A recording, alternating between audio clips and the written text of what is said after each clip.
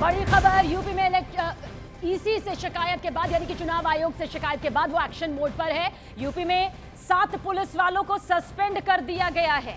ये खबर आप तक पहुंचा दे। मुजफ्फरनगर में 2 पुलिस वाले सस्पेंड कर दिए गए, कानपुर में 2 पुलिसकर्मी सस्पेंड कर दिए गए, मुरादाबाद में 3 पुलिसकर्मी सस्पेंड कर दिए गए हैं। बड़ा एक्शन यहां पर लिया गया है। तस्वीरें सुबह से ही हमने आप तक पहुंचाई है, लगातार पहुंचाई है कि किस तरह से 7 पुलिस वालों पर यह गाज फिलहाल उनके सस्पेंड होने को लेकर टूटी है। कानपुर में 2 पुलिसकर्मी जिन्हें सस्पेंड किया गया है, मुरादाबाद में 3 पुलिसकर्मियों को सस्पेंड यहां पर होना पड़ा है।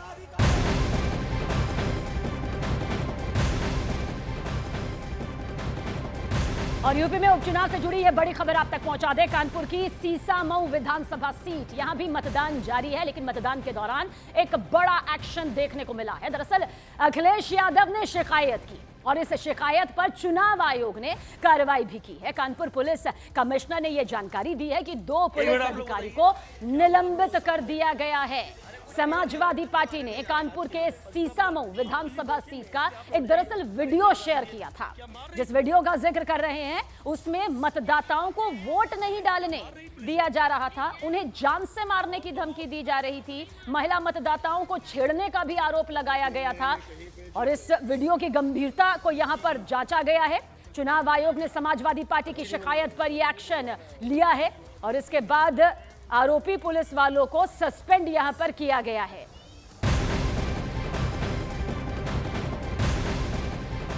और इससे पहले यूपी की 9 सीटों पर हो रहे उपचुनाव के मतदान में जिस तरह से समाजवादी पार्टी ने यूपी पुलिस पर बुर्के में आई मतदाताओं को परेशान करने का आरोप लगाया है। कई गंभीर आरोप देखिए लगाए गए हैं। बुर्का पर पहले भी सियासत होती रही है, लेकिन क्योंकि ये चुनावी माहौल है, समाजवादी पार्टी ने सोशल मीडिया प्लेटफॉर्म एक्स पर बुर्के वाली महिला का एक बयान शेयर किया, जिसे आप देख भी रहे होंगे इस वक्त। इसमें बुर्का पहने ये महिला आरोप दरअसल लगा रही हैं कि उनकी आईडी देखकर पुलिस वालों ने उसे कहा कि भाग जाइए, मशीन खराब है।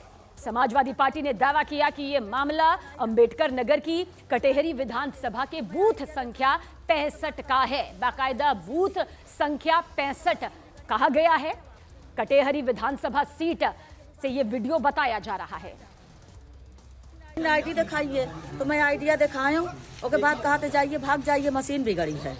तो मुझको मशीन बिगड़ी तो कहा खड़े हो आप लोग, तो कहा तो घर जाइए भी बाद में आइएगा। हम कहते ना मौका नहीं रहा था हमारे। हम जा रहे हैं, गांव-गांव जा रहे हैं, लोगों को परेशान किया जा रहा है, वोट नहीं डालने दे रहे हैं। पुलिसकर्मी परेशान कर रहे हैं, रोक कर खड़े कर रखा है सबको कि आप वोट नहीं डालोगे, आप ये आईडी दिखाओ, वो आईडी दिखाओ। सारी आईडी चेक कर रहे हैं, फिर भी लोगों को जाने नहीं दिया जा रहा है। ये समस्या कहाँ से सामने आई है? नया गांव नंगला बुजुर्ग से सामने आई है। में भी है, संपलेड़ा में भी है। अच्छा, तो उसकी शिकायत की आपने भी अधिकारियों से? जी, शिकायत कर रहे हैं पर कोई इंक्वायरी हो ही नहीं रही है। और उधर समाजवादी पार्टी के बड़े नेता रामगोपाल यादव ने दावा किया कि यूपी की पुलिस जो भी कर ले रुझान समाजवादी पार्टी के पक्ष में ही रहेगा। भाई ईमानदारी से तो बीजेपी एक सीट जीत ही नहीं सकती। एक भी जनता आज जा चुकी है, कानून और व्यवस्था ध्वस्त हो चुकी है। डिवीजिव पॉलिसीज़ के चलते सभी लोग दुखी हैं। भाई अशांति कहीं होती है तो ऐसा थोड़ी कि उसमें कि मुसलमान ही पीड़ित हो, हिंदू न हो। दुख तो सभी को होता है, नुकसान सबका होता है। लेकिन जिस प्रदेश का मुख्यमंत्री इसी तरह की बातें करने से समझता हो कि चुनाव जीत जाएंगे, उसने लोकसभा से कोई सेशन, चुनाव से कोई सबक ही नहीं सीखा है।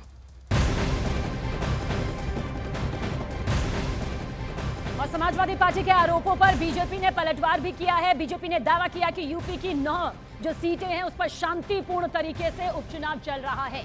समाजवादी पार्टी अपनी हार से मुंह छिपाने के लिए इस तरह के मनगढ़ंत झूठे आरोप लगा रही है, ये बीजेपी कह रही है। साथ ही यूपी के डिप्टी सीएम ने कहा कि बीजेपी स्वतंत्र और निष्पक्ष चुनाव के हमेशा से पक्षधर रही है। समाजवादी पार्टी केवल हार के मुंह को छुपाने के लिए इस प्रकार की अनर्गल बातें कर रही है। पूरी तरह से हम निष्पक्ष मतदान के पक्षधर हैं और सुचारू रूप से प्रक्रिया चल रही है।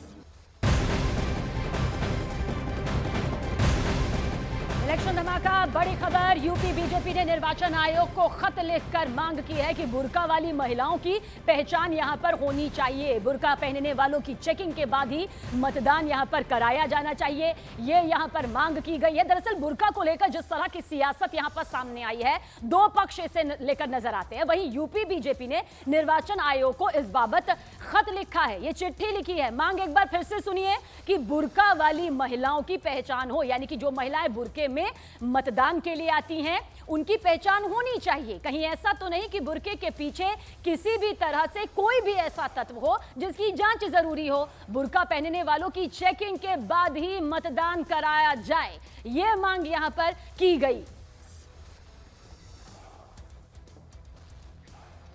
और देखिए, यूपी बीजेपी ने निर्वाचन आयोग को लिखी चिट्ठी, लेकिन इस बीच आपको यह भी बता दें कि समाजवादी पार्टी पुलिस पर आरोप लगा रही है, तो बीजेपी ने पलटवार भी किया है। बीजेपी प्रवक्ता ने कहा है कि समाजवादी पार्टी को दरअसल हार का खौफ सता रहा है। पूरे उत्तर प्रदेश की 9 विधानसभा के उपचुनाव की सीटों पर कल चुनाव आयोग के निर्देश के बावजूद समाजवादी पार्टी के वोटर्स को उनको आईडी के नाम पे उनको रोका जा रहा है, उनको चेक किया जा रहा है और हर बूथ के पास बैरिकेडिंग कर दी गई। कश्मीर में चुनाव हो रहे हैं, किसी आतंकवादी इलाके में चुनाव हो रहे हैं, तो ये जो उत्तर प्रदेश की पुलिस चुनाव लड़ रही है, कल से हम लोग कह रहे हैं कि पूरा चुनाव उत्तर प्रदेश की पुलिस के हाथ में है। उत्तर प्रदेश में हो रहे उपचुनावों में समाजवादी पार्टी और अखिलेश यादव को हार का डर सता रहा है। जहां चुनाव हो रहे हैं वहां के मतदाताओं पर समाजवादी पार्टी को भरोसा नहीं रह गया है। बाहर से बड़ी मात्रा में, बड़ी संख्या में अराजक तत्वों का जमावड़ा समाजवादी पार्टी ने उन विधानसभा क्षेत्रों में कर रखा है।